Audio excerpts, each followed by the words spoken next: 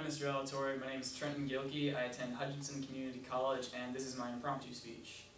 Now, a lot of you guys have heard about the lottery, and I'm sure a few of you know people who maybe won $20 or $30.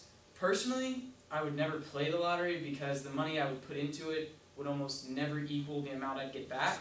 But if by some chance I ever entered the lottery and I actually won $10 million, the first thing that I would probably do is invest in a diabetic charity. It's a charity that helps fund and research ways to cure diabetes. It might sound kind of weird, but my brother's diabetic and I've seen how it can really mess up some of the things in your life, and so I'd really like to help out other people who might have the same problem. The second thing I would do is give $1 million to each of my family members because, they don't really need it, but no one ever really needs $1 million. It's really nice to have though, and so I'd give it to them to spend as they would, and it'd be a really nice thing for them to have.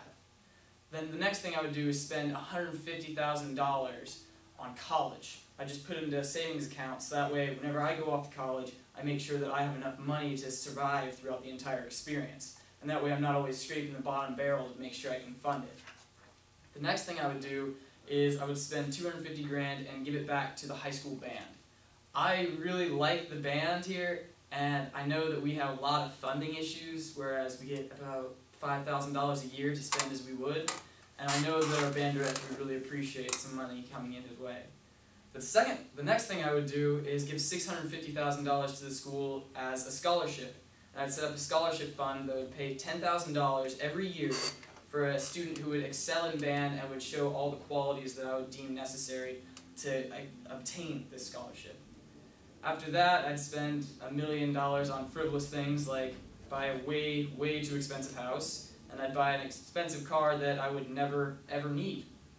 After that, I'd put $4 million into savings and live off the interest of that. And whenever I go into college, I'm able to do those things. Then whenever I get out of college, I'm not worried and having to search for a job right away, and I can take my own time and find a job that I really enjoy.